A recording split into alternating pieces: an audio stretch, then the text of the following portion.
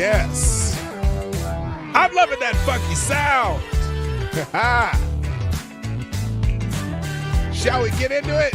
Hello. Turn that down. Hello. Let's go. Good morning. How y'all doing?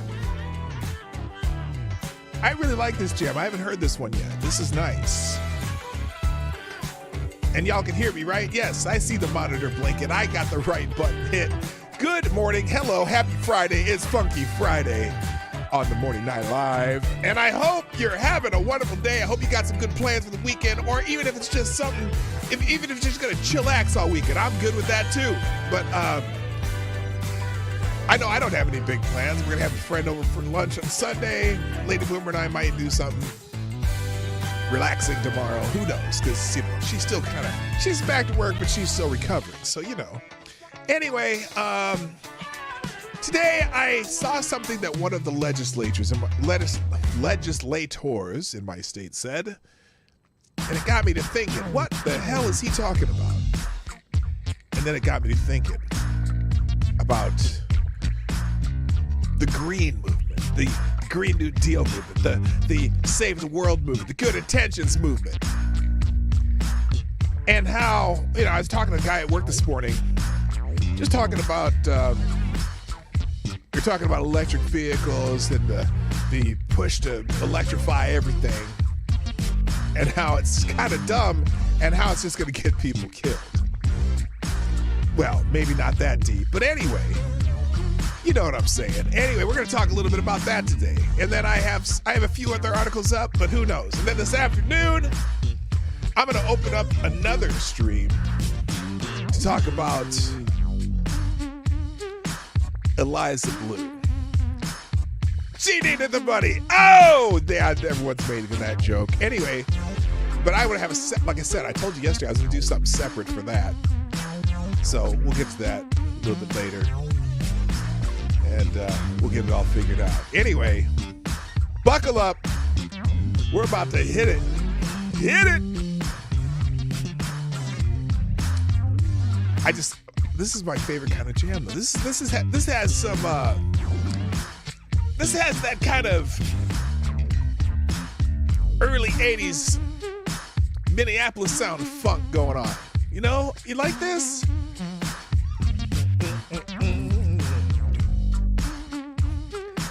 Kind of, you know what I mean? This sounds like something Jimmy Jam and Terry Lewis would write. Or something that maybe the Time or the Family or one of those Prince protege groups would do. But I'm enjoying it too much. I gotta get this show started. So sorry, Johnny, please stop this music. Thank you. And play the damn intro. Ladies and gentlemen, coming to you live from the Lucky Dog studio in a hidden location somewhere in the upper Midwest of the United States of America, it's a brother making his own way but with all the wrong opinions. Welcome to the Morning Night Live with your host, the one and only P-Dog Night. Oh, yeah, that's me. Let's start this thing. Stop the music. Good morning, everybody. Welcome to the Morning Night Live. I'm your host, Marty, also known as P-Dog Night on the internet. And welcome back to the P-Dog Night channel on this Friday, the 27th of January, 2023. The fourth year of, I've begun the fifth year of my show. I've just began the fifth year of the Morning Night Live. In a couple weekends, 2 Fridays from now, we'll be celebrating 1,000 episodes of the show. Now, it'll be on the 1,001 episode, but we're celebrating 1,000 episodes of the Morning Night Live with a whole bunch of guests. We're going to have some, it's going to be a long show, probably. I'm actually taking my normal afternoon gig off that day so I can stream for hours and hours on end. So you don't have to be here right away. You can be here early. You can be here late. You can come in the middle and start in the end and go to the back and go forth and so and all that stuff. Because it's going to be a long, long ass show. I'm going to have a whole bunch of different people drop in. That's the goal. And We're just going to have fun. I might have a panel discussion at some point. I'm trying to make a schedule so that people who are interested in certain topics or people who live in certain time zones can be there to talk about different things. But we're also going to reflect on some of the big stories during my first 1,000 episode, including some of the stories that started right when I started the show. For example, first week of my show, like 10 days in, or was it 9 days? Maybe it's like 7 days in. You know what happened? Like somewhere in the 7th show, the Covington kids, that kid, the jackass who's beating the drum in the face of Nick Sandman and those kids on the, doing the thing, and the Black Hebrew Israelites. That was the first, like in the first week of my show when I started doing this. And no more than 3 days later, probably the number one story ever on this show, because I milked it to death. It was the funniest ass story I could ever have, fell into my lap 10 days into the show. And that would be Mr. Jussie Smollett. I dedicated a day of the week to Jussie Smollett for almost a year because there was something new every time you looked up. There's some other bullshit that he came up with. And I just swore early in the stream. I don't know if they're gonna let me get away with this. But yeah, so those were like the two big stories right off the bat. And there have been great stories ever since. So we'll probably reminisce on some of those stories, but also we'll talk about what's happening today. It's gonna be a nice, long, fun day. I've got hopefully all these people that I've been contacting show up at some point today. I told them come in anytime you want. We'll just panel discuss the whole thing. So anyway, let's do our thing here. We'll say good morning to everybody before I get the show started over on Rumble. Thank you, Avocados Diablo, for being here first. You get the bell. Thank you, sir. Also, good morning, Mike Savage, Larg. Also, Simon Wolfwood, and is that Jimmy Das Hotep's over there, and that's everybody. Oh, by the way, I just hearing the word Hotep. If you haven't watched the Grifties yet, the Grifties were last night. I forgot. I was gonna do a little segment on the Grifties today. Well, I'll figure it out. The Grifties were last night. Now, if you don't know what the Grifties are, well then I don't know you at all, because I talk about the Grifties quite often. It was a great show. They do such a great job putting it together. It's kind of fun. And there was a couple interesting Grifty Hall of Fame inductees, is that what they call it? The Hall of Fame? Yeah, the Grifties Hall of Fame. Very interesting show. And it was funny. And there's, it's typical, Hotep Nation stuff. It was good. It was a good time for all. And so I highly encourage you to check that out. I'll probably drop a link in the chat or somewhere along here. Maybe I'll just I know what I'll do. I'll put it in the tabs. So like every show, I put links to everything we do in a single link called the one tab link in the description, second paragraph. Boom, hit the link. Everything we do, boom, boom, boom, boom, on one page. So I'll have that on the one tab link. Also, I see TC's over on Rumble. Good morning, sir.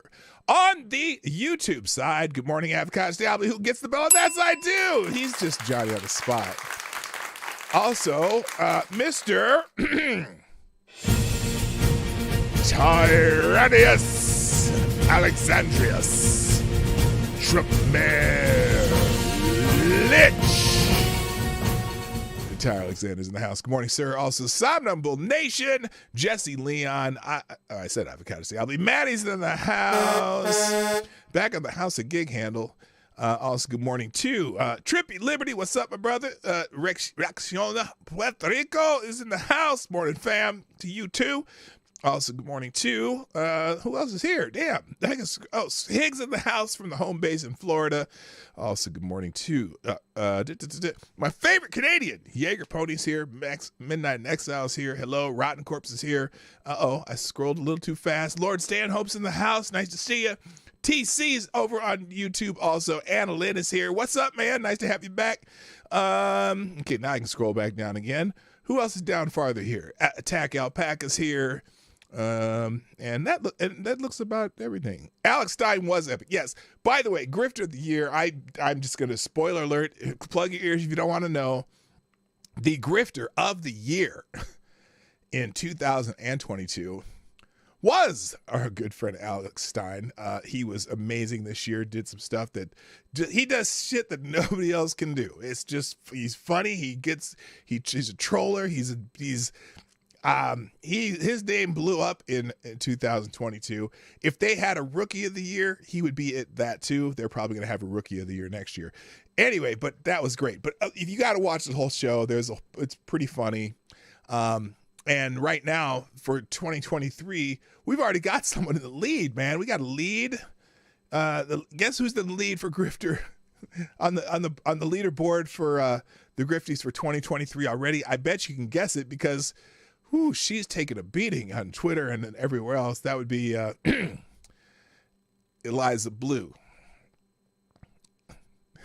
I'm not gonna tell the joke again because it's just a trip, you know. Eliza Blue, she needed the money. Anyway, that's an old Andrew Dice Clay joke, but I'm trying to think what I'm going to call this afternoon because I don't want to look. Here's the thing about Eliza Blue. I know a lot of you are following the drama behind this young woman. She's younger than me, so I can call her a young woman. I think she's like 42 years old now. But here's the thing: I don't have any problem with what she does, her advocacy. I think her advocacy is important. I think her, if she's bringing awareness to her favorite subject, right? Her favorite subject, which is the exploitation of human trafficking, exploitation of people. It's not always women. It's not always minors. It's a little bit of both, and sometimes even men. But the issue with human trafficking, it's a very important issue.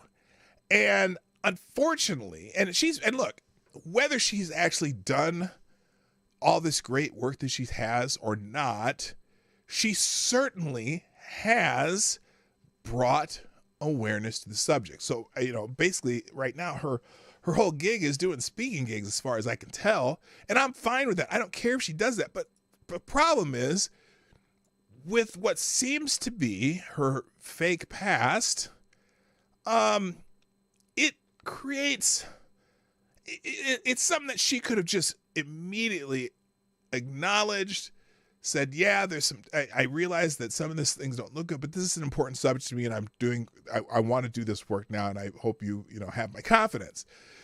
What she's done, though, is brought more and more and more and more attention to her, I was going to use the word, it starts with an F and starts with a uckery, okay? And she's bringing more attention to that. And so it's like, no, you handle this completely terrible, especially getting some high-profile people bumped off of Twitter. If it was just some guy like me with 1,500 followers on Twitter, it wouldn't be a big deal. But you got someone pushed off with 1 million YouTube followers, and another one with 500,000 YouTube followers, and that reach, you think of if even a third of any of their followers start telling other people, you got millions and millions of people starting to realize that you're starting to look like a fraud.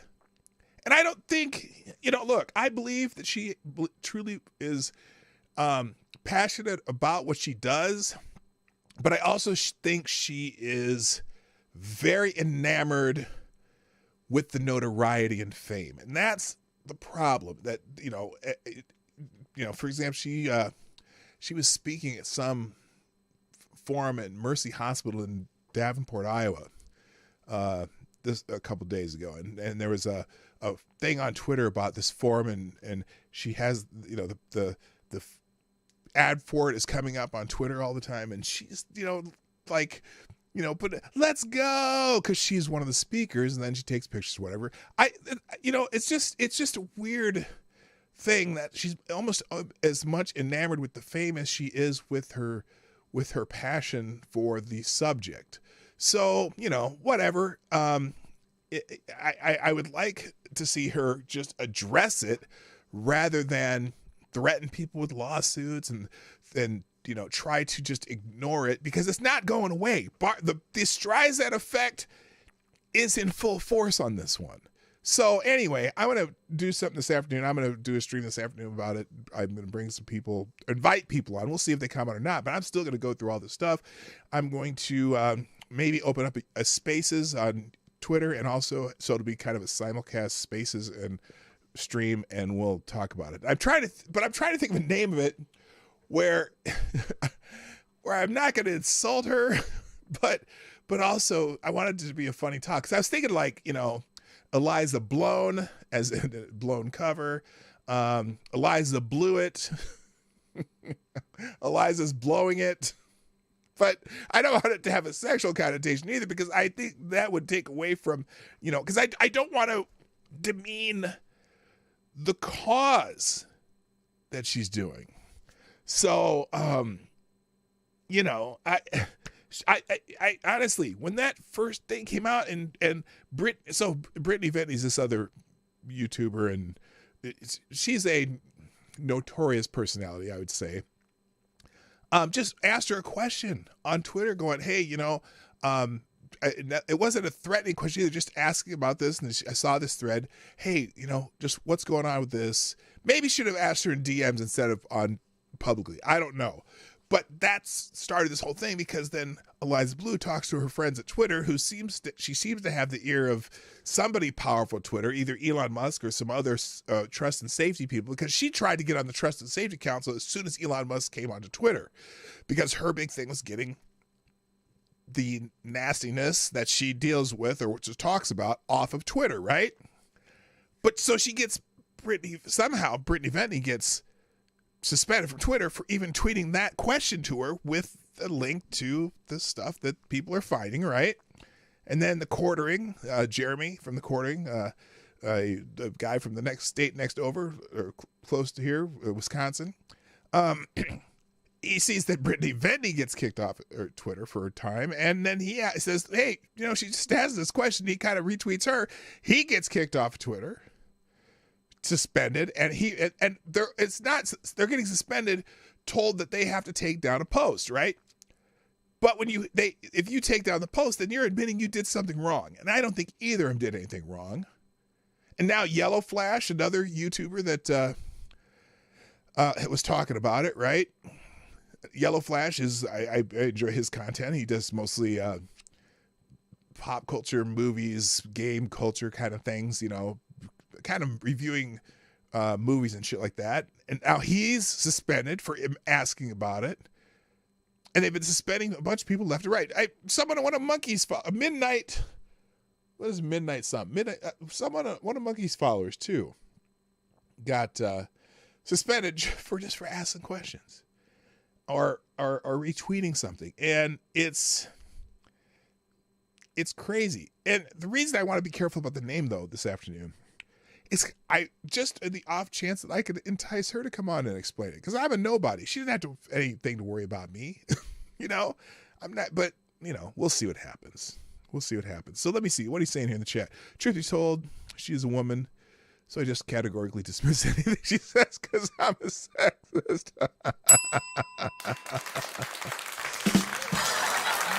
Joe AD with the fire. Mike Savage, listening to interviews of her, I'm coming to the belief that she was never trafficked and that she's passionate about the money this brings into her account.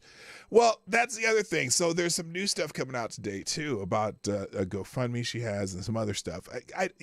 She obviously at some of these speaking events, she gets paid to be a speaker there.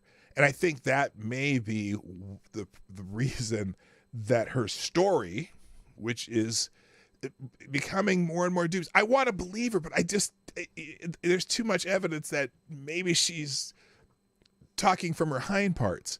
But that story is what gets her in the door on most of these events, rather than being an advocate. If she was just an advocate, a passionate advocate for this, well, the story's not nearly as compelling. But if you are a survivor, if you're someone who's escaped this trafficking, well, oh my gosh, that makes your story so much more powerful, so much more that you can talk about.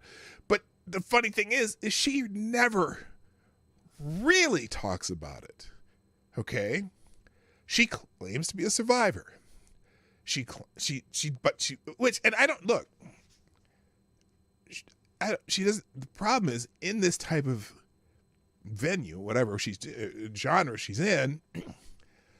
Most women don't want to talk about it. They just want to say, but she likes to talk about the fact that she's a survivor, and she's always so cheery when she talks about it. So that's the other part that always gets me. She's, it's just weird, her affect when she's talking about it. So I just go, it's dubious. And then the timeline's messed up, and the people have noted the timeline. And, some are like, oh, well, a lot of women lie about their age. Well, that's not the problem. It's not that she lied about her age. She lied about the timeline. So anyway, that's all I'm going to say to it about now. Let me check the chat here again. She's going to do more damage to the movement with her lying about her past. Yes. Mike Savage, give her the benefit of the doubt. She's confused being stuck in traffic with human trafficking. She confused being stuck in traffic with human trafficking. Well, no, it's if you watch the Michael Malice interview, which we'll touch on that this afternoon, she seemed to get catfishing confused with trafficking. She, at least the way that particular part of the interview went, it sounds like she was talking about she was catfish, or she was used as catfish. Like her pictures or photos of her were trafficked to lure other people into other business or relationships. And then she didn't find out about it until she got on Twitter, because she saw that there was pictures of her all over Twitter, and she wasn't even on Twitter yet. So that's one of those things. Let's see, because humans were in traffic. Yes, they were. Brittany Vendi is an 8.5. Once she talks, she's like a 2. I don't get that even. You got it. 8.5? 8.5? No. At least not to me. Brittany Vendi, and she's not unattractive, but she's like maybe a 6 to me. But yeah, when she talks, oh boy, it certainly drops that scale down. I had sex on a bus in traffic once too. I was also sex trafficked. Well, AD, that's a little bit too much information. Got to tell you. Yeah, not Midnight's Edge. It was it Midnight's Edge who got? No, it was Massive Dynamics. That's who got the suspension. That's what it was. Many names to start with. It might confuse. Let's see. And then she was homeschooled and never socialized as a kid. The affect fits with that. Okay, here's the thing about her. She talks, because she always talks about being homeschooled.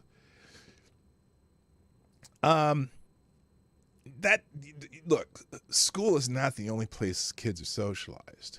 Now, if she was homeschooled and then chained to a room for her entire life and had no friends, I could see that maybe.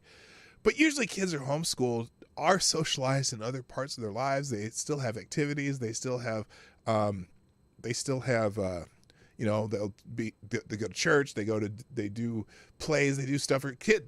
Homeschooled kids are not completely isolated from the rest of the world. In fact, look, the only socialization really that you gain in school is kind of in between the classes, right? You can have some socialization, learning how to deal with teachers and stuff, but kids who are homeschooled are not, what am I trying to say? They're not socialized. There's plenty of other things you are socialized in, whether you are in school, an actual school setting or not. So that's interesting. She has post-traumatic stressed out syndrome. Yes, dramatic is probably the good word. Good morning, Lord Stanhope, by the way. Anyway, and Chicago Mike, good morning. HP Lovecraft, good morning. And I think that's everybody. TC, I think I already said. All right, let's get off of this subject because, okay, let's move on. Let's get into the show today. Thank you for the people who tweeted out the show, by the way. Jimmy Dots Hotep, Mitch the Ripper, Maddie, Somnambule Nation. I appreciate all of you. Please remember that you are the sponsors of the Morning Night Live. This show is sponsored by you. Please hit the like button sometime during the show. Share the stream. If you're watching a replay, put a comment in the comment section. And you can sponsor the show monetarily, which is the best way to do it. hint, hint, at pdognight.live 24 hours a day, but also during the show, I'll read those messages from pdognight.live. I'll read the super chats from YouTube if you don't mind giving Susan 30%.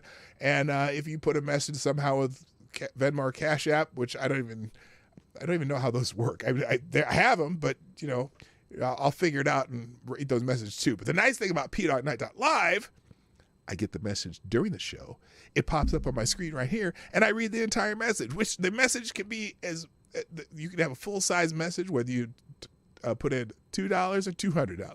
It don't make any difference. You still get the same number of characters, unlike YouTube, which makes you pay for more characters. And I get that. It gets people to do more so they can write bigger things, but look, I understand we're in tough times. Eggs are freaking almost $6 a dozen, and milk's almost $4 a gallon, and gas is whatever it is. And I understand that times are tough. But if you feel like you must sponsor the show, I'll still give you a lot more words if you just do it at pdognight.live.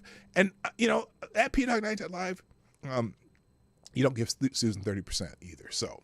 All right, let's move on. You have the temerity to accuse Venti of actually having a brain. How dare you? Oh, how dare you? Where's my how dare you? Where happened to that? Oh, right here. How dare you? There you go. All right, let's get into the show. Now I can't remember why I pulled this up. The story that I really want to talk about some of the green shit today, but I have a couple things I want to get to first, okay? One of them, I was going through Ace of Spades here, and which is my favorite news aggregator and blog, and there's a thing on Bill Kristol has this thing called Alliance for Securing Democracy, and apparently, Matt Taibbi of the Twitter fame, who's doing the Twitter files and things like that, is asking Bill Kristol, that's Bill Kristol's grift, right? Asking him some questions. So on here it says, update on Bill Kristol's grift, secure democracy, and Hamilton 68. Now, Hamilton 68, if you don't remember Hamilton 68, during the Trump administration, there was all this thing about Russia, right? And everyone's Russian bot. If you disagreed with something that the establishment didn't like and whatever, they would call you a Russian bot. And Hamilton 68 was supposedly this website and algorithm, whatever, that could detect Russian bots on social media. So they would have this list of people and the possibility that they would be a Russian bot, and with percentages and shit. Kind of like Bot Sentinel, Christopher Boozy, I've talked about them. Kind of like that, but it was all about whether or not you were a Russian bot, okay? Now, Russia, what's that? I've never heard of that. Exactly. So, Scott Adams says he might run against Schiff for the Senate in California? Because isn't Schiff going to run for Senate, try to take Feinstein's spot? I don't know. Anyway, let me get back to this. So Matt Taibbi again demands Bill Kristol and Alliance Securing Democracy, which is still in fact Bill Kristol's grift, respond to his questions about their methodology. So now they'd written this. Who wrote this? Did Ace write this? I don't remember. I think this. Lamont the Big Dummy wrote this. Hamilton 68 is the left-wing disinformation group, which has repeatedly branded social media accounts as Russian agents or Russian bots without evidence. So they, give you the percentage of whether or not these people, if they would just say anyone is a Russian bot. So they claim they have some black box algorithm to make these conclusions, but this black box technology is never explained. And it seems a lot like Elizabeth Holmes' miracle blood analysis technology. I almost said analysis technology, but that would be shitty. Even Twitter pushed back against Hamilton 68 behind the scenes, of course, as we learned from the Twitter files, noting that Hamilton 68 kept claiming this or that account was a Russian agent, but their own analysis showed nothing of the sort. Hamilton 68 pushed its made-up, evidence-free analysis, or analyses, To Democrat senators and congressmen like noted non-Vietnam vet Richard Dunang Dick Blumenthal and the nearly brain-dead Dianne Feinstein. That's a little too literal for me. I think that's a little harsh for Dianne Feinstein because, nearly brain dead. Anyway, who pushed them to the public and the media. So those two senators in particular really love to say, oh, we found this Russian agent in Twitter. We should probably push them aside. But apparently Matt Taibbi has a coming expo about this fake news smear group. So Taibbi demanded that they respond to his inquiries about the story he's written. Oh, did he pull a Taylor Reds on him? No, because the story hasn't come out yet. The questions were private, but I guess they blew him off, so he called them out publicly. They offered some bullshit about their methodology. Taibbi says, nah, that's the bullshit you tell your donors and the media. I know your real methodology. Comment on that, bitch. So here's Taibbi's tweet.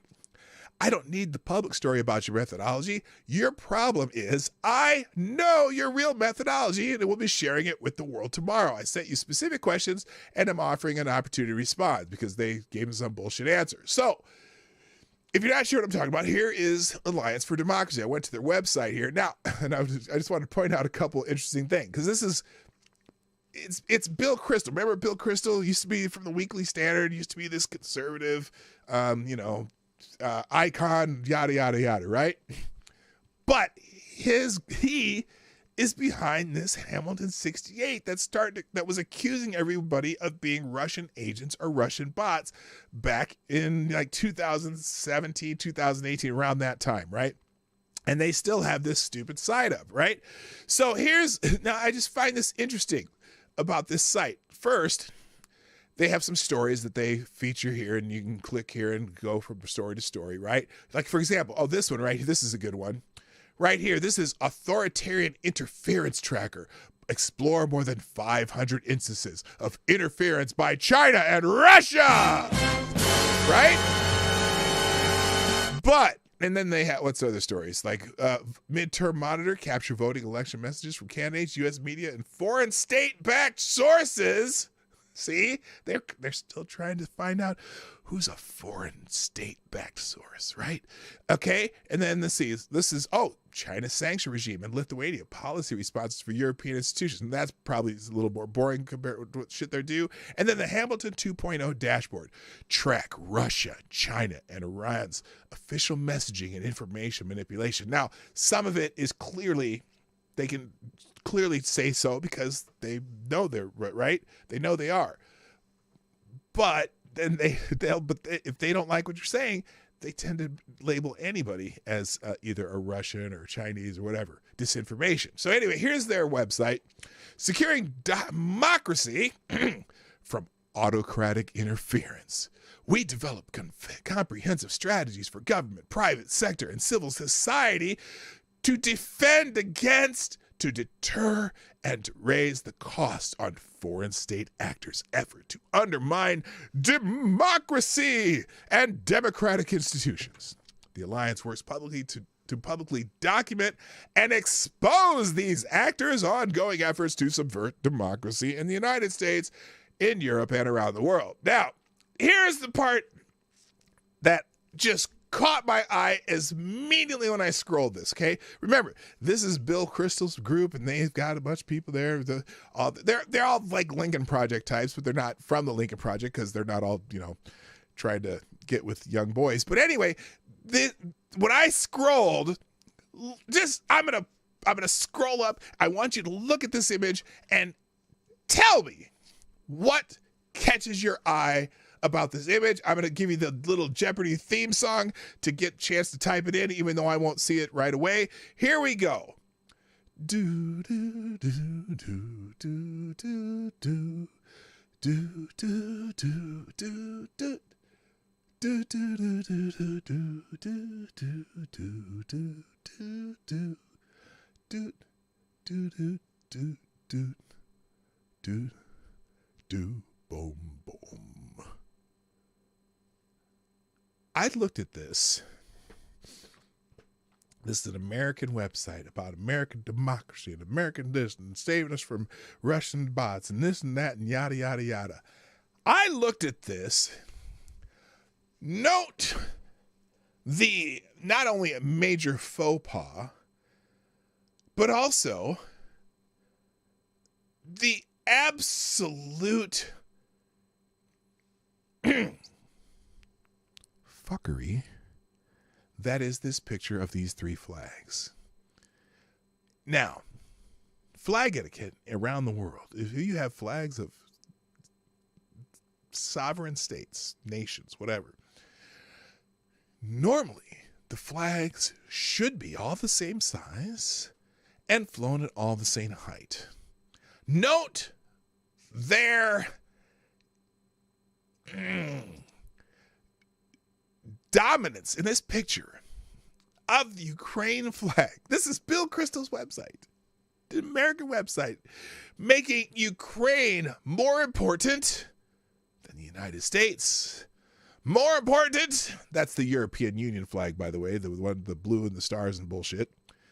The fact that they make the Ukrainian flag the most important thing. Of course, Bill Kristol surely has Ukrainian flags in his bio. I'm like, what? That's just so indicative of what these assholes are all about. Look, now if they had made these all the same size, fine. But why? Someone's got some investment in Ukraine. I'm just saying. Anyway, and then let's see, our experts of 2023 policy wish list to strengthen democracy. Look, no, I don't want to strengthen democracy. Okay? Because I don't live in a democracy, thank God. Well, I live in a small democracy. This city that I live in is a small democracy, and the state I live in is sort of a democracy. But the country's not a democracy. It's a representative republic because I want local politics to dominate over national politics because I want to make sure that where I live is working correctly, and I'd like national politics to stay the hell out of my face. But I'm just like, even this, though, the EU flag, where is that? I saw it. The Twisted T flag. F the EU flag, it should be on the ground. Yeah, you know, it's funny because the EU decided that, or the EU members, I should say, decided that they wanted to, have their one-size-fits-all government, which doesn't work. You already have your sovereign nations in the EU. Please don't let a centralized government take over more of the EU. You needed to stop. I think, England or Great Britain. Did all of Great Britain leave the EU or just England? I don't know. Probably made a good idea to leave the EU. Anyway, good morning, Selected Boy, by the way. Yeah, boy. Nice to see you. So anyway, but the fact he made the Ukraine flag bigger, how freaking cringy is this? Anyway, so I'm Matt Taibbi is going to be coming out with his Hamilton 68 expose, and I'm all here for it. All right, let's move on. Just a couple other things that this is interesting. So I have an article from Post Millennium, but I just want to show you the clips first, or I'll just show you the clips on this. So there's a hearing. Thank you, Mr. Chairman. Biden has a federal district court judge nominee. Her name's Charnel Bjelkengren. I'm close. From Washington State, Spokane County Superior Court. And she doesn't seem to understand. Now, look, you would think any even first-year law student would be able to answer the questions that Senator Kennedy is asking this woman. But just listen to this. Listen to this. This is fascinating. Here, let me do a full screen here. All right, here's the testimony or the question that Senator Kennedy. And actually, you know what I want to do? I want to ask you in the chat as he's asking these questions. What do you think the answers to these are? Wait, am I sure about what, Dominable Nation? I'm not sure. Which thing? Anyway, here's the questions that Senator Kennedy asked a candidate to be a judge in a federal court? Now, these should be simple answers for any person who's gone through law school. Here's the questions. Thank you, Mr. Chairman, and congratulations to all of you. Judge on the far end. Tell me what Article 5 of the Constitution does. Article 5 of the Constitution. Article what does 5 it do? is not coming to mind at the moment. Okay. How about Article 2? Again, this is a candidate for a federal judge position, federal courts. Oh, I'm sorry. You wasn't sure about Article 5? So he asks another question. Now, Article 5, I could see maybe, they're having to think through it and go, oh, this, that, and that, not sure. But Article 2. Article 5 is not coming to mind at the moment. Okay. How about Article 2? Article 2. This one should be easy for any fucking person who's been through law school. Neither is Article 2. Okay. Do you know what purposivism is? Now, I don't know what this is. She should. Maybe a judge would know this, but... In my 12 years as an assistant attorney general and my 9 years serving as a judge, I was not faced with that precise question. We are the highest trial court in Washington state, so I'm frequently faced with issues that I'm not familiar with, and I thoroughly review the law, research, judge, and apply the law to the facts presented to me. Well, you're going to be and then he says, faced with it if you're confirmed. I can assure you of that. Federal judge. She's a candidate for a federal judge. Okay. Oh, the pronunciation of her name. Okay, wait. I'm gonna go back. It's Bjelkengren. Does that sound right? Anyone speak this language, or this is kind of isn't that that's one of those Norwegian kind of names, isn't it? I don't know. Hello, Rock Hopper. How you doing? Good to see you. Okay, so chat. Anyone know even close to what Article 2 or Article 5 are? Like Article 2, Article 2 that states, "Thou shalt not take the Lord's name in vain." I think Article 5 is honor your mother and father. Okay. I think you got the wrong list there, Lord Stanhope. I'm just saying. You got the wrong list. That's the ones on the tablets, the stone tablets. No, if you think about it, this is maybe an AP history question of the Constitution.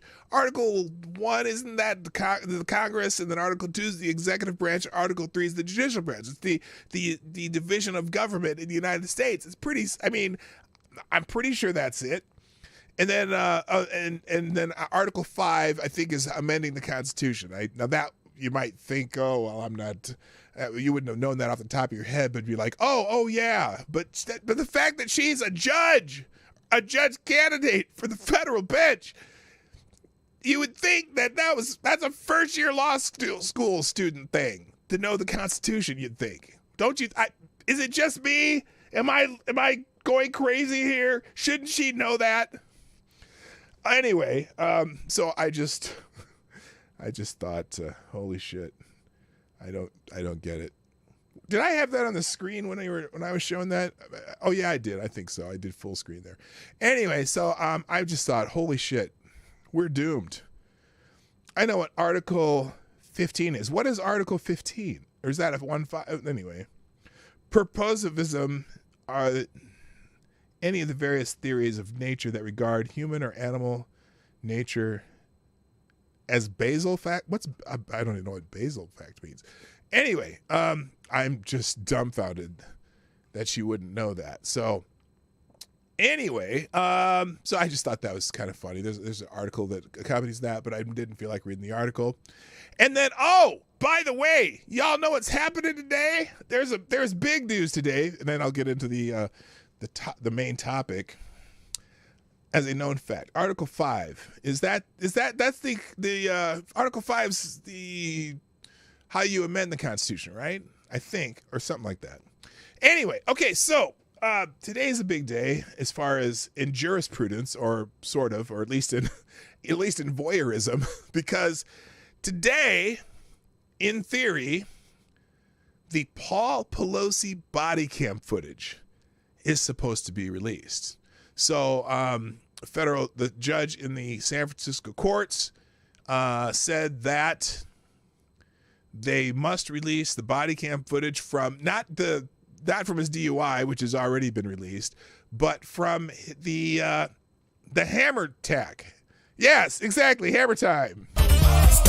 Hammer time. We are going to, apparently that is going to be releasing. Now, it's going to be interesting to see what outlets actually show that footage.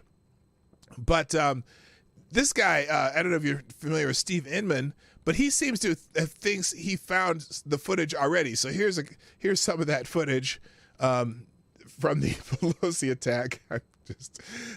I'm already laughing, so you know this isn't serious. But here's the footage. Well, there he is. Rare footage of Paul Pelosi trying to make it upstairs after driving home drunk. He must have flashed his white privilege card, and that's why he was able to get out of that DUI. Nancy Pelosi just good old drunk self, not too far behind as Paul Pelosi. Oh no! Hammer attack! Hammer attack! Falls down like a game of Cubert, all the way down the friggin' stairs, and Nancy Pelosi has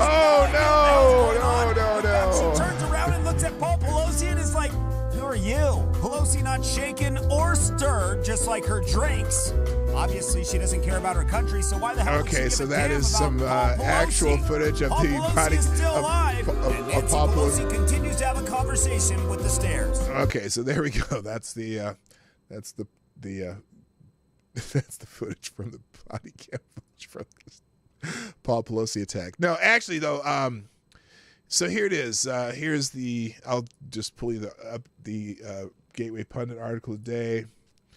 Now, and I'm not a huge fan of Gateway Pundit. I used to like this, but sometimes Jim's goes off the deep end a little bit. But this is actual journalism than this one. Update: police body cam video of Paul Pelosi attack will be released Friday morning, which is today. San Francisco court officials announced late Thursday that they will release the Paul Pelosi attack video on Friday morning. The court is expected to release the 911 call and video of the alleged attack. The tape will be available at 9 a.m. Now, when he says 9 a.m., Jim's in St. Louis. I don't know if he means 9 a.m. Central Time, 9 a.m. Eastern Time, 9 a.m. Pacific Time. I'm guessing Pacific Time, which means it won't be till 9 a.m. to noon, or no, 1 o'clock Eastern, noon Central. Is that right? No, 11 Central, noon Eastern, 9 a.m. Yeah, so anyway, I haven't seen anything yet, but here it is. The police body cam video showing the attack on former U.S. House Speaker Nancy Pelosi's husband at their San Francisco home last October will be released to the media on Friday morning, according to court officials. A statement released by the San Francisco Superior Court said the video and audio in the case of the People versus David Pepe will be made available to accredited media members. Now that, you know what that means. It's going to be selectively distributed, available to accredited media members Friday morning at 9 a.m. in accordance with Judge Stephen F. Murphy's order on Wednesday. Media representatives will be able to pick up the CDs containing the footage and audio recordings from clerks at the Hall of Justice once they provide identification, a completed criminal records request form, and a $25 payment. Now, it's funny that they say to accredited media, but San Francisco judge on Wednesday granted a motion to release the SFPD body cam footage of the Pelosi attack and other evidence sought by a coalition of news organizations. The coalition includes the Associated Press, the New York Times, the Washington Post, the Los Angeles Times, the San Francisco Chronicle, the Press Democrat, CNN, Fox News, CBS, ABC, NBC, and KQED, which I have no idea where that is. But, so basically all the corporate uniparty media outlets, and I'm including Fox News in that category.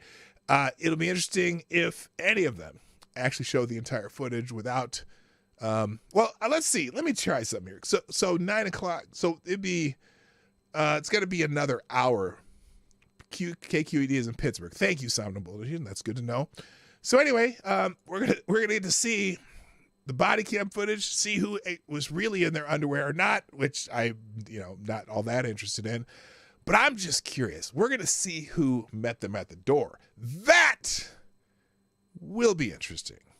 How did the police enter the property? Are they going to show the entire footage, or are they just going to show some of the footage? I am so damn curious now. So anyway, all right. Let's see. What else do I got here before you get to the... I'll come back to that. I'll skip these because I really want to get to what I want to talk about. All right, let's get to what I wanted to really talk about. Let me move a couple slides over here so that I keep these in order. All right. Now, last night I was in a YouTube Spaces conversation with some parents that several from Minnesota, in fact, and came across a video of one of the state representatives in the state of Minnesota. Walter Hudson is the state representative for Minnesota House District 30A, which is, I want to say, I'm not sure where that is. I wonder where 30A is. I think it's out somewhere near St. Cloud. Anyway, and this video of him talking about a bill that's going through the Minnesota House. Now, Minnesota, like I've told you now, and this is minutia, I guess, but Minnesota has this thing, especially with our governor, that whenever California or New York or Illinois does a policy that you would say is just stupid shit, our governor decides that he tries to do the same stupid shit. So, for example, with the COVID lockdowns, with COVID restrictions, this and that, he likes to emulate those governors. And our state right now, our legislature, which used to be split, the House used to be mostly Republican, and the state Senate used to be mostly Democrat. So you had a little bit of give and take when they were trying to pass things through. Unfortunately, has changed. Now, both chambers are Democrat and our governor's Democrat. So they're really, really, really, really deciding to Californianize Minnesota as much as possible. So I came across this video by one of the state House representatives who is a Republican, who is lamenting the fact that we're trying to screw around with our energy policy in the state. So this is a pretty good video. So this is Mr. Walter Hudson. Let me full screen it so you don't cut off his head there. All right, so we're just going to listen to this, and then I'm going to go into what's happening in some of the places that he's talking about. So here we go. Welcome to the Minnesota State Capitol, one of the most beautiful state capitals in our nation, and one of the great prides it definitely of the is. state of Minnesota. Beautiful. There's a lot of energy here at the Capitol, a lot of activity, and we're able to take for granted that when we flip the switches around here, our lights are going to come on. You're able to do the same. We don't often think... Well, clearly he's talking to Minnesota because in some states, that's not always the case. California. Think about whether or not there's a chance that when we flip the switch on that light at home, it might not come on. We're able to take that for granted because we have had cheap, abundant, reliable energy for as far back as any of us can remember. But that's about to change. Because Governor Tim Walz and Minnesota Democrats are ramming through their blackout bill. We're going to be hearing it here this week in the Capitol. It has gone through one legislative committee. This is an unprecedented breakneck speed for what is, quite frankly, the most impactful legislation that this chamber has ever considered since the founding of the state. Well, it could be. It could be, as far as how much it impacts your life if this goes through and we Californianize our use of energy and energy grid in Minnesota. Anyway. What the blackout bill will do is it will mandate 100% carbon-free electricity by the year 2040.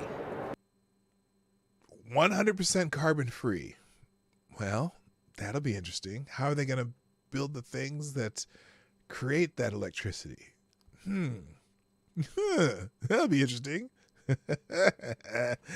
Oh, by the way, we're in a state that's probably cloudy half of the year. So, they use solar panels here, but boy, oh boy, they're not going to create a lot of energy in the winter. Plus, they get snowed on.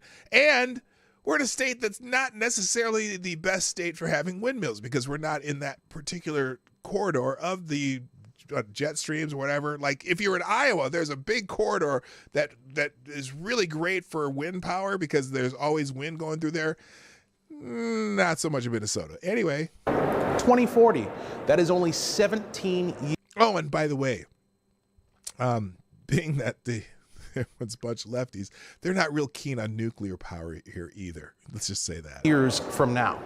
So we are going to be... Oh, they don't call it a blackout bill. This is Representative Hudson's nickname for the bill because it basically is going to be a blackout bill like they have in California. Be rolling back cheap, abundant, reliable energy in order to transition to unproven technologies that are intermittent and weather dependent. And, you know, when I say that this is a blackout bill, it's not mere rhetoric. I am not kidding. There are several examples, by the way. This thing that I'm holding right here in my hand, this letter, this came to us. By the way, this is not just happening in Minnesota. This is happening in a lot of states where they're contemplating these green energy bills. And it's funny because I was talking about, it's like, yes, exactly. It's the name, blackout bill is the name the opposition give it. Exactly, avocado style. This is his name for it. Okay, it's not what the legislators that have proposed this call it. Okay. Us from the... It is rhetoric, true. Governor, Attorney General, and Agriculture Commissioner of North Dakota. They sent this letter to legislators and to the executive branch of Minnesota state government yesterday. And basically, I'm not going to read it to you, but basically what it says is, hey, you remember when you guys tried something crazy before and we sued you and we won? That's probably going to happen again if you pass the blackout bill. And that is because this is, quite frankly, an unconstitutional piece of legislation that is going to impact not only folks here in Minnesota, but our neighbors surrounding us as well. Now, what he's talking about is they've tried to pass some stuff in Minnesota, and some of the states around us have sued because a lot of our energy grid doesn't just go into Minnesota; it goes into other states. So if it creates problems for other states, those states can sue and possibly get this done. Now, I don't know if it's unconstitutional. I don't know if he's talking about the U.S. Constitution or the Minnesota Constitution, but it definitely impacts other states. And by the way, if you live in states that are dominated by Democrats, you're going to get one of these bills, and if didn't Michigan just turn over to Democrats? But if you're in, Michigan or Pennsylvania, New Jersey, New York, all these states that are dominated by Democrats are passing these kinds of green energy bills, and it just hold your buttholes because you're going to be in trouble. Real quick, thank you, Uncle Hotep's in the house. Oh my gosh, thank you, Uncle Hotep. Dropping a big 20 in the super chat box. Just saying happy Friday. Well, sir, happy Friday to you. Also, happy birthday. Uncle Hotep just turned 50. He joined the 50 club with me. Although I got another year. I'm going to be in that next category. But congratulations on the Grifties too, my man. That was awesome. I'm still, okay, Uncle Hotep, if you're watching, I'm still mad that I wasn't a presenter this year. I mentioned that. Well, I forgot to bug you about it. This next year, I'm going to be bugging y'all about it. I am going to be a presenter on the Grifties somehow, some way. I'm going to do something. But anyway, nice to have you here, my brother, and you have a wonderful day. Happy Friday to you too, sir. All right. Let's continue with Mr. Hudson here. Everywhere where policies like this have been tried, there have been unprecedented failures of the electric grid. Great Britain, they're looking at power outages, planned power outages for 3-hour increments. Mm-hmm. So imagine the government alerts you that you're going to be without power in your home or at your business for a period of 3 hours. That's what they're looking at in Great Britain. Why? Because of their over-reliance on foreign energy. In Germany... By the way, the funny thing about this, too, is if you live in California where they say they're only going to sell electric cars, and they have rolling blackouts, and the Pepsi trucks are all run on electric, you might not get that Pepsi at the protests. I'm just saying. So anyway... They're looking at shutting off power. Yeah, I do got to remind you next year. I will remind you because you saw me at the. Okay, I'm talking to Uncle Hotep here.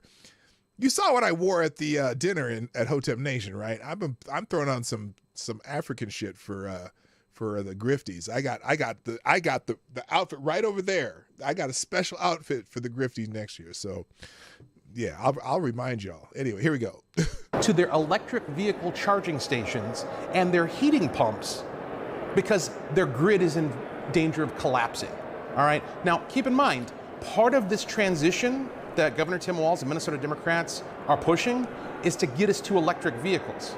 So they want to mandate a technology that we're seeing right now can't keep up with our power grid's capacity. Now, here's the only thing I'm going to say about that, okay? Will they be able to, in 17 years, will technologies come to fruition that will be able to handle this? I know well, in theory, they've been able to perfect some kind of cold fusion thing. We heard about that the other day. I mean, our new technology is going to be able to catch up and maybe be able to provide that energy in the way they want it, green way. Maybe. Who knows? But and look, if someone really, really, really wants to get rich quick, they're working on that shit right now because they see what's happening in California. They see what's happening in a bunch of these states. But it ain't here yet, and it certainly is not going to be solar, and it's certainly not going to be wind. And someone already mentioned how wind kills the birds anyway, so I'm just saying. But anyway, let me finish this up. It's nuts. And then in California, by the way, this is all political. Mm-hmm. Why are they doing this? Why are they pushing so hard to get this done? In California, they have a zero emissions standard goal, but their deadline is 2045. So arbitrarily, in order to be the first to win the award of most crazy, Governor... hold on. Good point, Brent Hayes. Even if a new tech came up, the infrastructure would not be available in 17 years. You're right. They can't build a nuclear power plant in 17 years. It takes them almost that long to build one nuclear power plant, which they should have been building if they were serious about it, and they were serious about the most reliable of the so-called green energies, which But see, the thing is, the lefties even hate the word nuclear because they think immediately nuclear bombs. So they're anti-nuclear, and then plus there's the waste issue. But even if they were decided to go all nuclear, they wouldn't have those plants done in 15 years. Or in California, what is it? 2035? That's what, 12 years? It ain't happening. They can't build a nuclear plant in 12 years because, especially with the regulations and union shit and whatever, everything they got to go through to even start that shit, they ain't going to have one done in 15 years. It's a mess. So anyway, but, the good thing about in California, that they stop selling, if they only go electric cars, then everyone can just stay home a little more. I don't know what the hell I meant there anyway. Walz and Minnesota Democrats set their target for 2040. We're going to be 5 years earlier so that we can claim the prize. It's 100% political. And by the way, in California, they have the highest average electricity price in the 48 contiguous states. They also have the highest average price for gasoline and for diesel. And diesel, by the way, that's all regulations, everything all that California you eat, regulations. Everything that you wear, everything that you use gets to you in the first place. So what the effect of this blackout bill is going to be is an increase in the price of everything across the board. Everything. The net result is going to be making life prohibitively expensive in the state of Minnesota. It is going to be prohibitively expensive to live and work in the state of Minnesota. And the only way you're going to be able to escape it is by selling your house and moving to another state. But by the time you get around to making that decision, there might not be a buyer, because who's going to want to live here? What you need to do is you need to contact your legislator, and you need to share this with as many people as you can. Facebook, Twitter, Instagram, YouTube. download it, stream it, whatever you want to do, but get it out. All right. Well, I'm doing my part by getting it out. Now, I don't have that many Minnesota viewers, but I'm going to pass this on to some friends and family and stuff in Minnesota. But anyway, so I wanted to bring that up because it kind of leads into this article that I saw also earlier yesterday that I wouldn't about what's happening in Germany right now. Because Germany, it foreshadows what could be happening in California, what could be happening in Minnesota, what could be happening in Michigan, what happened in New Jersey, all these places where Democratic legislators are pulling this nonsense, right? So here's this article from the place called The Pipeline. Germany comes to grips with the reality. And, of course, we have our friend Greta right on the box right here. How dare you? Germany has long been a bugbear of ours at the Pipeline because it has spent more than a decade pursuing the most utopian approach to the environment in the developed world. Dubbed, let me do this real quick. Thank you, Chicago Mike. And Chicago Mike, you are the new Streamlabs Superstar sponsor of the day. Thank you, Chicago Mike. A little music for the super chat here. Chicago Mike says, do we need to return to horse and buggy and have horse shit everywhere? Well, Mike, they are having a bit of a Luddite renaissance, so that could be true. Anyway, thank you, Chicago Mike. Appreciate you. Here, I put you up. There you are. You are the Superstar sponsor of the day. Okay, let's get back to this article. So Germany has spent more than a decade pursuing the most utopian approach to the environment in the developed world, dubbed Die Energiewende, meaning the energy transition or turning point. This series of policies and regulations has been ordered toward getting that nation of 83 million people off of all traditional energy sources such as oil, natural gas, and even nuclear, and completely replacing them with so-called renewables. And in a much shorter time span than any other similarly disposed country, although California is trying. That being the case, you'll imagine our shock. Now they say surprise, but I like doing a little Paul Joseph Watson vibe here.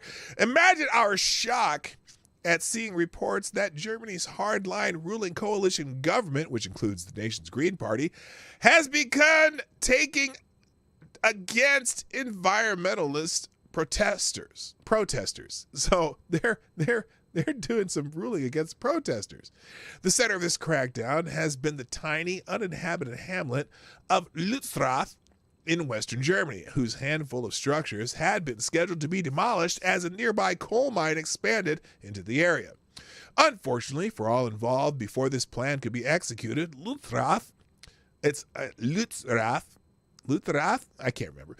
Anyway, became a cause célèbre for environmental activists from Deutschland and beyond. A few thousand of them, though the exact numbers are disputed, occupied the area, refusing to leave for well over a year, according to a particularly melodramatic report in the New York Times. Do I need some dramatic music for this? Hang on a second. Let me find some music for this. It's Funky Friday, but I want some drama music. Hold on. As opposed to drama mean, because, All right, let me find something here. Let's go dramatic here. Dramatic music. Let's see. Let's go with browse. Let's go moods. Let's go. Let's try melodramatic. Let's go suspense. The activists prepared themselves to defend half a dozen houses and farmyards with their bodies. They barricaded themselves in a complex of barns and other structures. They erected and occupied tall watchtowers. They carved out a tunnel network. They nested in the branches of 100-year-old trees. That was pretty dramatic, wasn't it? I don't know. That didn't really work. But anyway, as you can imagine, the increasing media attention eventually attracted everyone's favorite environmentalist publicity hound, Greta Thunberg.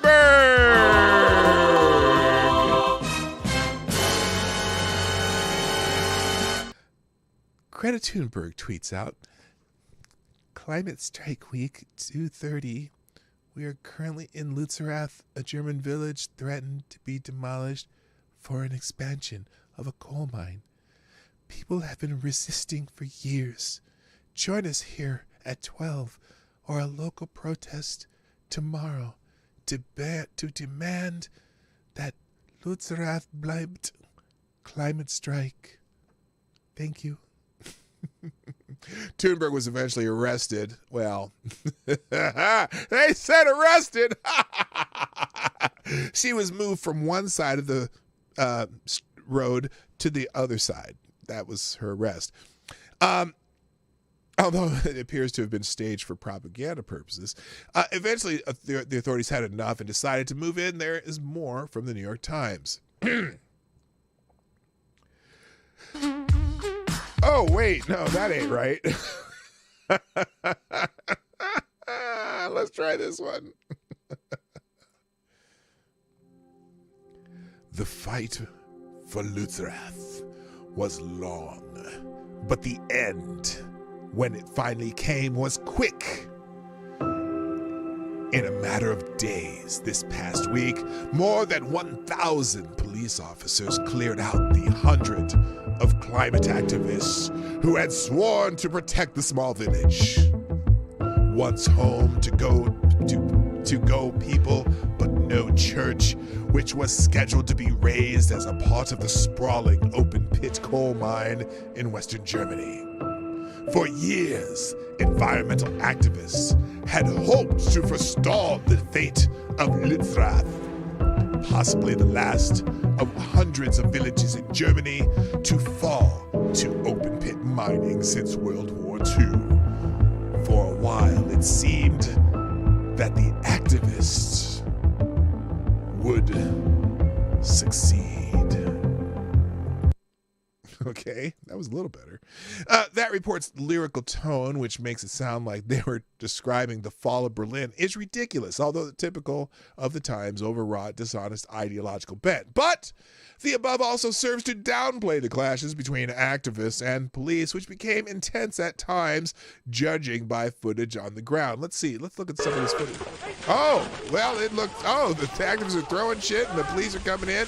These people are in white, the snowmen over there, and there's, here, I'll make this bigger so you can see it.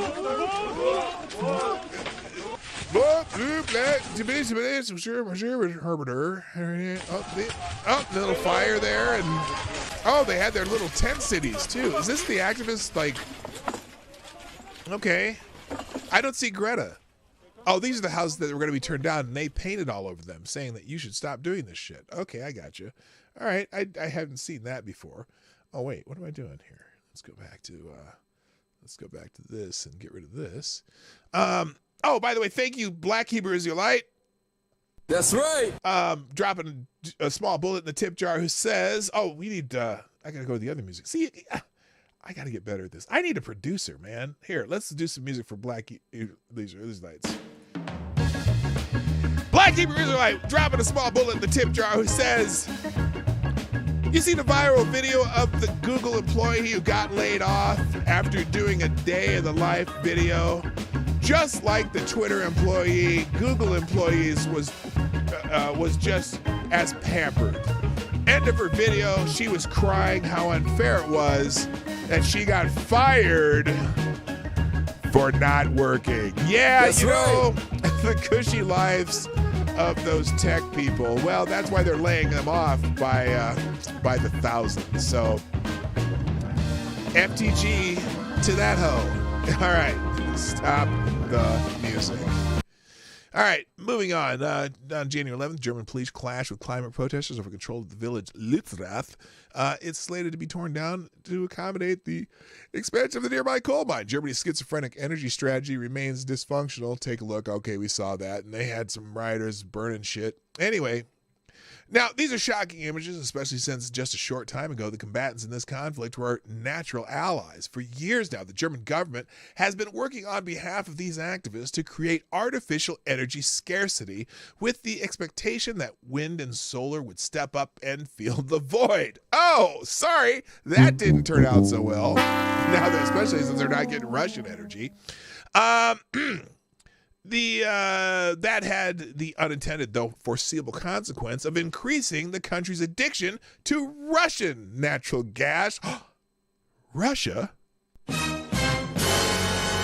the war in Ukraine and the still unexplained sabotage of the Nord Stream pipeline, wink, wink, forced them to go another direction, they had no choice but to lean on domestically produced and carbon-intensive coal. Even the Green Party can see that they can't afford to give that up now, which is to say they've been forced to accept the fact that they've painted themselves into a corner and they're now stuck. Perhaps this will teach them a lesson about the dangers of utopian thinking, but chances are when the war ends and energy markets stabilize a bit, they'll get right back to driving the country into the ground. As history shows, utopian thinking is what Germans do best and most dangerously. Well, I wouldn't say it's what they do best. There's a war in the middle of the last century that may not sound like utopia to the rest of the world. But anyway, so, yeah, expect that kind of shit happening in the United States. Now, remember, too, part of this green energy surge, right, kind of requires us to have a whole new set of minerals, right? And things that they need, and they got to mine it, and they got to dig big holes in the ground. And which is interesting because in Minnesota, we were just talking about Minnesota, where they're trying to implement some of these policies, there's another issue. So, and this is just typical, right? Because we want green energy. The United States wants green energy, and Minnesota was going to reopen a mine project because Minnesota is a very mineral rich state. We have lots of big mines here. We're known for mining. You know the company 3M? It's Minnesota Mining and something. Mining and something. Anyway, one of the M's in 3M is mining, okay? Because we're a huge mining state. In fact, northern Minnesota is known as the Iron Range. Okay, my father-in-law grew up in the Iron Range up near Hibbing. There's one of the biggest open mines in the world is in Hibbing, Minnesota. You go up there, you see this mine, you have observation decks. It looks like the freaking Grand Canyon because they've done so much mining up there. Anyway, in Minnesota, the Interior Department has blocked Minnesota's Twin Metals mining project in a big win for Beijing. China is asshole. The Twin Metals project would have tapped the Duluth complex where 95% of U.S. nickel reserves and 88% of U.S. cobalt reserves remain underground. We have huge deposits. Yes, Minnesota Mining and Manufacturing. I couldn't remember the third word. I was going to say marketing. It's not marketing. Manufacturing. Minnesota Mining and Manufacturing, that would be 3M. The Biden administration, of course, the Biden administration has blocked plans for a major nickel and cobalt mine in northern Minnesota Thursday while the U.S. remains reliant on overseas supplies chains for its critical minerals. The Twin Metals project would have tapped the Duluth complex within the Superior National Forest, where 95% of the nation's nickel reserves and 88% of the American cobalt reserves remain underground. Now pending litigation over leases, the Department of the Interior has blocked the nearly $3 billion, with a B, dollar mine over concerns about the safety of the Boundary Waters Canoe Area wilderness inside the National Forest, which is a place where my son-in-law likes to go. He's a very avid canoeer, camper, portage guy, goes up in the Boundary Waters and camps out, sometimes solo. He's like Mr. Mountain Man. We're talking, what's the dude? He's like a Grizzly Adams type. Like he's one with nature. Anyway, thank you, Chicago Mike. Chicago Mike here. Let me see what Chicago Mike says here. Thank you, Chicago Mike, dropping a Hamilton in the super chats. Chicago Mike says, I think it was the actual Justice Warrior that brought up the fact that a Google employee is posting videos on a competitor TikTok instead of Google-owned YouTube. Oh, well, that's I haven't seen much actual Justice Warrior stuff in a while, but yeah, you're starting to see these employees from these companies do their day in the life videos, and they seem to forget about the work part of the day in the life, and so some of these, well, this particular butthead got fired. Anyway, thank you, Chicago Mike. Stop the music. Appreciate it. Greatly appreciate you, sir. All right, so the Department of the Interior now, here's the Department of the Interior's statement. The Department of Interior takes seriously our obligations to steward public lands and waters on behalf of all Americans. Interior Secretary Deb Haaland said in a press release, protecting a place like Boundary Waters is key to supporting the health of the watershed and its surrounding wildlife, to upholding our tribal trust and treaty responsibilities, and boosting the local recreation economy. Now, Boundary Waters is a huge recreational economy up there. A lot of people do go canoeing and do stuff up there. So, I mean, I understand they're trying to protect it. So anyway, the department withdrew more than 225,000 acres of the Superior National Forest from consideration for mining operations, ensuring the Twin Metals project demise for the foreseeable future. The agency's decision to block the project, however, is a major step back for American mineral independence, while the government's mining regime remains so broken that the administration is shopping in Canada for natural resources. Wait a minute. We're going to start getting natural resources from Canada? Who the hell wants natural resources from Canada? I'm sure it's inferior second-rate product from Canada. Who wants that shit? Oh, I'm sorry, my Canadian friends. I know you're there. Anyway, actually, Canada's natural resources reserves are pristine and beautiful, and we appreciate all of the wood, metal, and even sometimes topsoil that we get from Canada. Anyway, Deborah Strussacker, a hard rock mining and environmental policy expert who has testified before Congress 5 times, told the Federalist the administration's refusal to allow the Twin Metals project to move forward is premature. Quote, "It is truly unfortunate that at a time when there is widespread recognition that the U.S. urgently needs copper, nickel, and cobalt in the Twin Metals mineral deposit to help achieve the nation's clean energy objectives." See, these are things we need for that clean energy stuff, and they're not letting us get it here. So we're going to be dependent on China. Anyway, she says that this world-class deposit is now off limits for at least 2 decades, which is, you know, when someone said something, how long it would take to get some of these, even if they came up with a new technology, how long it would take to get it up, and 17 years is not enough. Well, just imagine taking 2 decades of mineral deposits that you would need to make that happen would cause that 2 decades that you don't have enough time to do it to be even longer, because you're not even getting the minerals to do it for 2 decades, unless you buy it from China, which, of course, we will do, because energy independence is just not important to these people. Anyway, the public interest would have been better served if the administration had performed a rigorous environmental analysis under the National Environmental Policy Act to examine the specifics of Twin Metals' proposed mining project to determine whether the deposit could have been developed in a way that would have ensured environmental protection of the Boundary Waters area watershed. Meanwhile, a report from the left-leaning Brookings Institute published last fall warned about the severe vulnerability presented in mineral supply chains by an over-reliance on overseas adversaries. See, but they don't care, because Joe's getting 10% for the big guy, no matter where we get it from, because if they get it from Ukraine or they get it from China, he's got it in, because he's got a guy on the inside, namely his son. Anyway, or not.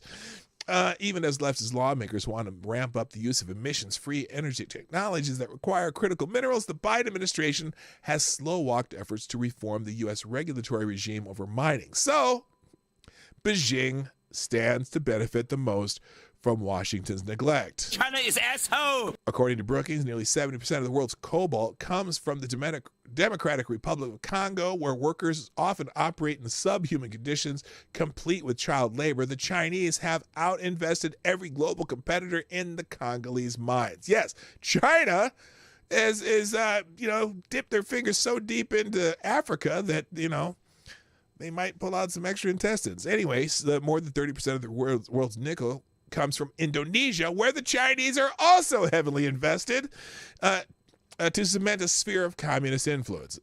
The East Asian island country has also struggled to mine sustainably. So, there's no clean mining in Indonesia. Anyway, Republican Representative Pete Stauber, who represents the district in northern Minnesota where the White House has doomed the Twin Metals project, called the administration's ruling an attack on our way of life. Yep, northern Minnesota, it survived because of mines and tourism. So look, the people in northern Minnesota are very much in tune to the fact that there are two major industries up there. One, mining. Two, tourism. You'd be amazed how much tourism goes on in northern Minnesota, especially North Shore Lake Superior, Boundary Waters, the lake, resorts and everything up there. It's kind of it's an ecosystem that depends on both of those entities. But a lot of the mining towns have been dying because they've been shutting down mines and whatnot. Because of different government regulations, so it's a twofold proposition up there, and if you start tearing down the mining, you destroy the towns and whatnot, but also just the fact that this one project, like I said, $3 billion, 95% of the country's nickel reserves, 88% of the U.S. cobalt reserves are in that area of the country for the supposed green energy projects that you were so worried about. So it's you got to decide: do you want green energy? Do you want to be able to use this stuff or not? It's very catch-22ish. So moving on, I'm going to leave. I'm going to actually skip all of this stuff. I'm going to just close it. I'm going to put these in the links. Let me just get rid of these because I know we're not going to get to them. Let's see. Two other things, and then we're going to be out of here. Oh, Lord. I am going to finish with that one, though. Okay, so the other one, so we're talking about the electric cars, too, electric vehicles. Now, there's a good article in the American Thinker here about the fact that electric vehicles are an ideologically driven economic misadventure. And that was another discussion I was having with one of my coworkers this morning. As more motorists own electric vehicles, EVs, and experience problems operating them, especially if you live in a cold climate like Minnesota, evidence shows that the movement to abandon gas-powered vehicles is ideologically motivated and unsupported by rational economic calculations. Ha! Really? None of us have ever heard of this. In January 2023, 4 Wyoming state senators and 2 representatives introduced Senate Joint Resolution number SJ004 to ban the sale of EVs in Wyoming by 2035. Oh, they're going to piss some people off in the rest of the country. The proposed legislation stressed that Wyoming's vast stretches of highway, coupled with a lack of electric vehicle charging infrastructure, make the widespread use of electric vehicles impracticable. Impracticable? Is that a word? Impracticable? Did they spell this right? Impractical. Anyway, for the state. The proposed legislation also noted that the batteries used in electric vehicles contain critical minerals whose domestic supply is limited and at risk of disruption by federal mandates or shutting down mines like the ones in Minnesota. Moreover, the Senate Joint Resolution explained that the critical minerals used in electric batteries are not easily recyclable or disposable, meaning that landfills in Wyoming and elsewhere will be required to develop practices to dispose of these minerals in a safe and responsible manner. Finally, the legislation was premised on the reality which is not in great abundance in certain states, that the expansion of electric vehicles charging stations in Wyoming and throughout the country necessary to support more electric vehicles will require a massive amount of new power generation to sustain the misadventure of electric vehicles. California, hello, knock, knock. Over 2 million EVs have been sold in the United States, although EVs remain less than 1% of all vehicles on the road. On average, EVs cost $10,108 more than a standard vehicle. At the end of 2022, entry-level EVs cost customers between $20,000 and $40,000. In 2023, ongoing inflationary price increases, supply chain constraints, deteriorating labor conditions in manufacturing, and component shortages will drive up EV prices. Statistica.com predicts EV prices will jump by another 37% in 2023, driving the average cost of an EV up to more than $69,000 by the second half of the year. Well, wait, what did that say? Driving up the average cost of an EV up to more than $69,000. Okay. Oh, sorry. I hit that twice because it was so sexy. Anyway, Lei Ji, a PhD, professor at Texas A&M University, and a research affiliate with MIT Laboratory for Information and Decision Systems, and his 3 academic colleagues co-authored a 2021 scientific analysis entitled Toward Carbon Neutral Electricity and Mobility. Is the grid infrastructure ready? Okay, let me just give you a quick answer to that. Hell no, it's not. And it's not going to be. You want everyone to drive electric vehicles? You can't even keep the lights on in California and Texas, let alone having all. Let me just. You can read the rest of this one yourself. I want to move to the next one, though, because there's this is right now.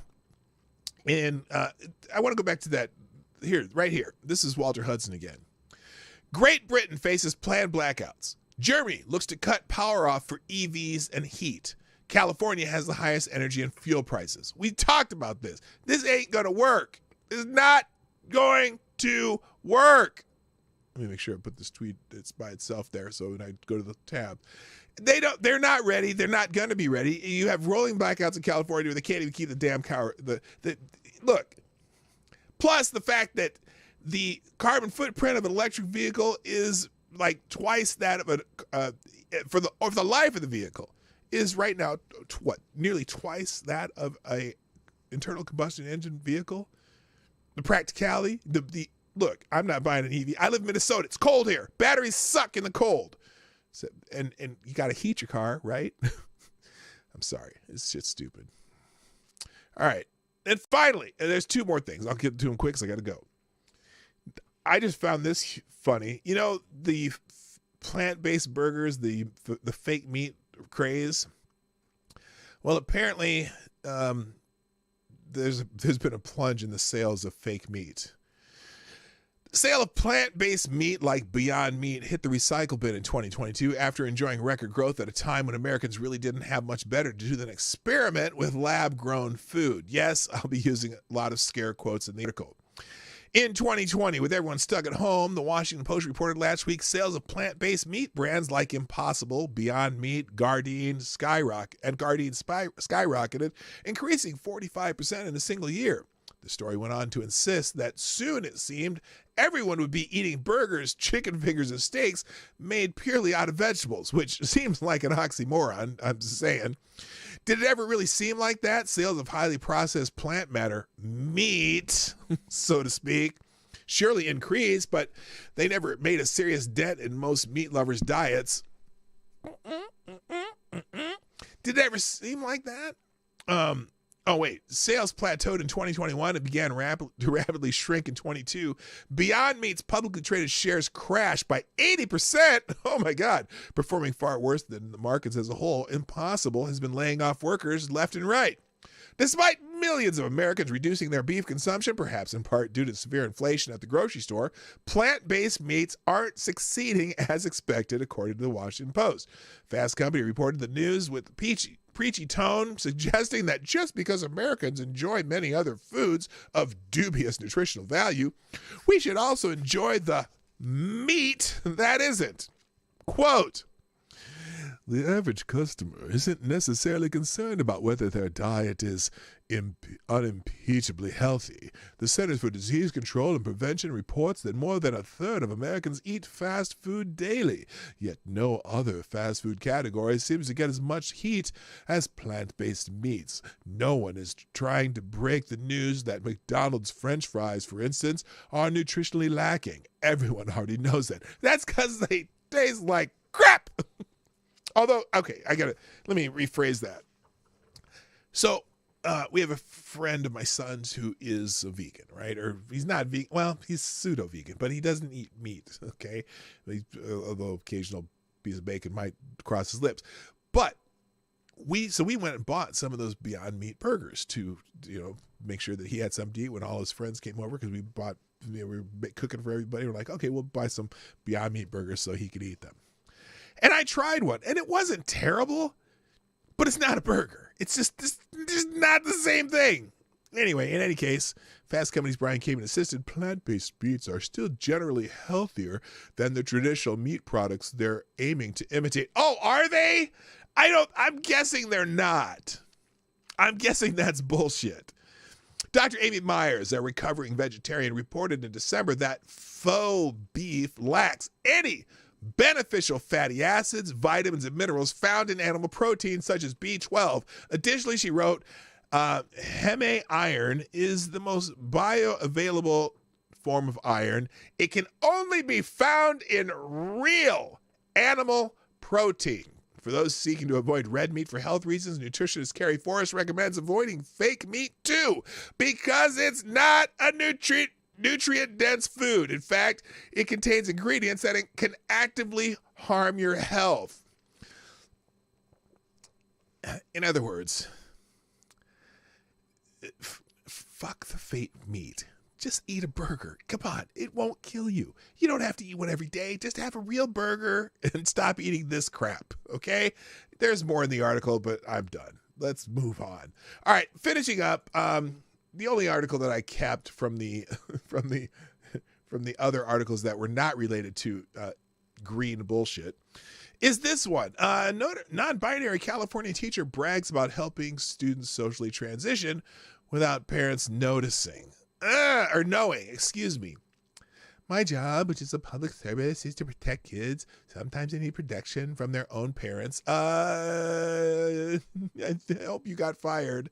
A new trend seems to be teachers nationwide openly bragging about helping students change their gender identity. The scariest part is they're doing this by keeping it a secret from their parents. Well, in some schools, that's a policy. In the school district right down over there, the school district in the suburb next door to us, that's a policy. That you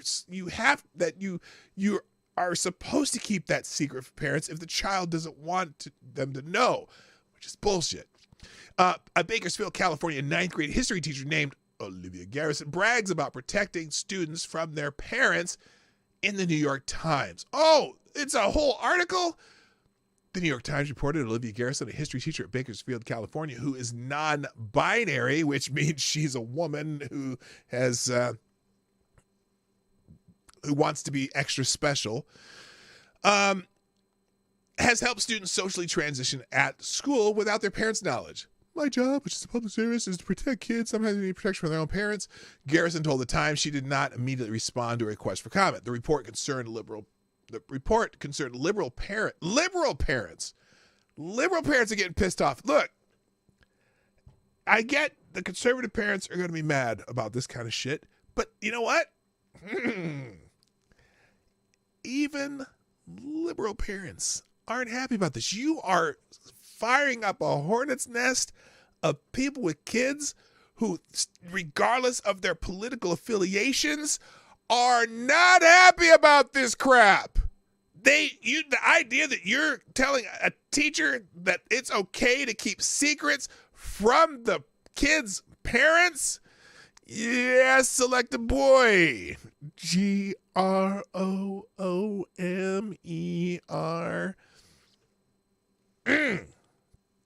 The report concerned liberal parents who were outraged about teachers such as Garrison icing them out on their child's care.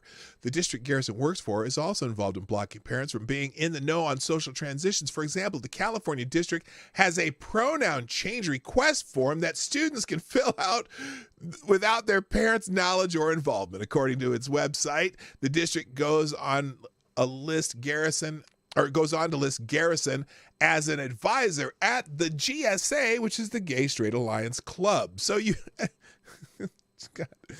it's the Who Are You Fucking Club. Anyway, one of the realities of the controversial policy has even outraged liberal parents like Jessica Bradshaw of Southern California. The mother told the Times that she learned of her 15-year-old's social transition after reading their preferred name on a worksheet. There was never any word from anyone to let us know that on paper and in the classroom our daughter was our son, she said. It felt like a parenting stab in the back from the school system. It should have been a decision we made as a family. Now, here's the thing, too.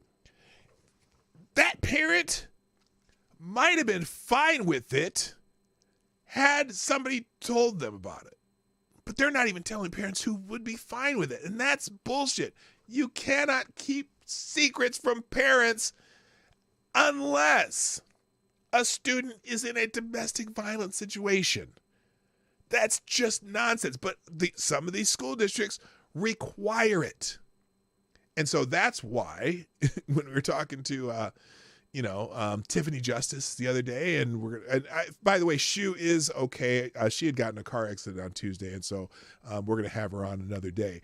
Anyway, you cannot keep this shit from parents, and that's why you're starting to see a lot more parents who can't stand this crap running for school boards and winning, and maybe that's the solution. Maybe it's just time for parents to say, hey, enough is enough. We're going to put who we want on our school boards, and we're going to dictate the policies to these schools. And F the Department of Education, and F the National Education Association, and F the American Federation of Teachers, and all these bullshit people. We are the ones who are in charge of our children's upbringing and education. And so there you go. That's that. That's all I'm going to talk about today. I'm done. That's the last thing. Ladies and gentlemen, I do got to go. So anyway, thank you all for being here. I appreciate you jumping in. Hit the like button if you haven't done so already. I will update the links to the links. I do that every day during the outro. If you just hang around or if you want to come back, I'll have all the links to all the stuff in that single link in the second paragraph of the description. Share the stream. If you're watching a replay, what do you think of this teacher that just keeping secret from parents? Tell me about that in the comment section. And finally, you can sponsor the show 24 hours a day at pdognight.live, right there, pdognight.live. And I will read your messages and shit. I'll be back this afternoon. We'll talk about Ms. Blue, the one who blew it. And my big question for the thing this afternoon: can Eliza Blue's activism continue and be salvaged? I think it can, but I'm wondering if anyone else does. I think there's a way to salvage that particular. I won't call it a grift, because I think the work or the cause is bigger than the person, and maybe if she would just come clean with some stuff, she could still very well continue in her advocacy. Some people may not think so, but I think she could. But we'll talk about that with whoever wants to talk about it this afternoon on it'll probably be around 4 o'clock Eastern, maybe 5 o'clock Eastern, somewhere. Yeah, I'll send out a notification. Check it out on Locals. I'll announce it on there and on Twitter also. So anyway, I'll be back later. Everyone have a great day. My name is P-Dog Knight, and I'm out of here. Bye-bye. Have a great day. Hey, this is P-Dog Knight, and thanks for watching today on the P-Dog Knight channel. If you have an observation or remark you'd like to make about this video or my channel, I absolutely welcome you to write it in the comment section down below. I really look forward to hearing from you. And before you go, if you like what you saw but you're not already subscribed, please make sure you hit the subscribe button and definitely click that bell that pops up afterwards so you'll be notified when I post new videos or when we go live. I broadcast my live show, The Morning Night Live, Monday through Friday at 10 o'clock Eastern, 9 o'clock Central. A special thank you to all the supporters of this channel who share our videos on social media and who make donations through Streamlabs, YouTube, Venmo, and Cash App, which are all linked in the description down below. Thanks again, and until next time, I'm P Dog Knight, and I'm out of here.